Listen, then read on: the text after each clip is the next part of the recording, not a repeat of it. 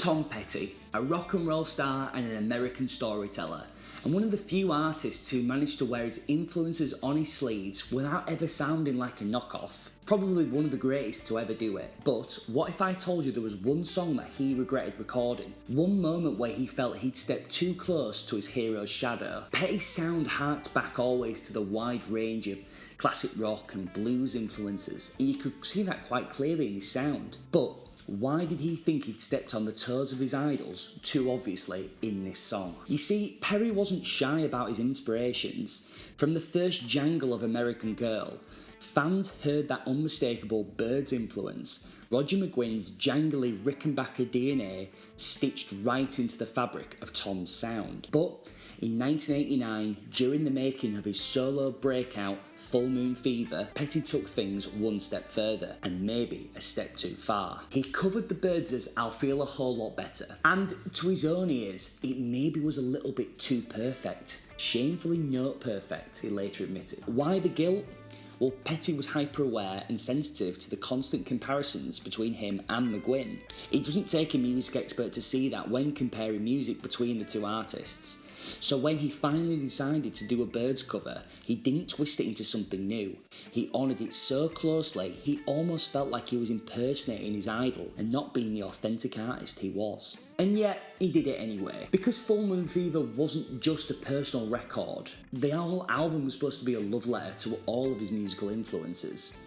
Just take a look at the track listing. Free Falling, Love Is a Long Road, I Won't Back Down. It's one of Petty's strongest, and he wanted to champion his heroes who'd helped him reach potentially the highest point of his career. And the Byrds, well, they're a key part of all that. The album was produced with Jeff Lynne and Mike Campbell, and while the Heartbreakers were left out of most of it, the chemistry between those three was pure musical magic. For all you old seasoned rock and roll fans, I'm not saying anything new here. But if you're a little younger, go give it a listen. Love Is a Long Road was played on the GTA trailer, if that helps anything.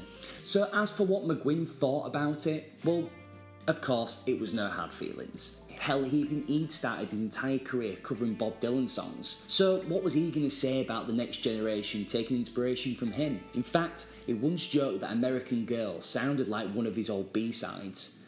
But beneath the jokes and the ribbing, there was mutual respect. I liked him enough to invite Petty and the Heartbreakers to open up for us in 1976, McGuinn recalled. When I covered American Girl, I changed a word or two, and Tom asked me if it was because the vocal was too high, and I said yes. I had fun with Tom's song. There is nobody like Tom Petty. In a way, Petty helped keep the spirit of the Byrds alive, that shimmering, chiming American answer to the Beatles.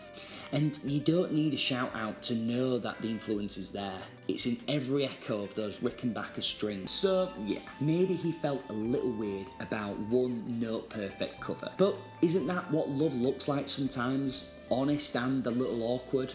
Hell, if I was a musician, I couldn't dream to think about covering songs by the Beatles or the Rolling Stones. It would probably feel too gimmicky. But tons of musicians have done it. And done it well, most often putting their own twist on things, like Oasis's cover of Come On Feel the Noise.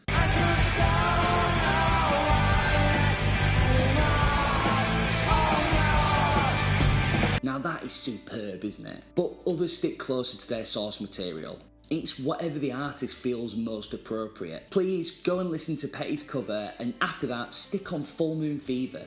There's definitely going to be a full-length video on that album in the near future. It's one of my favourites.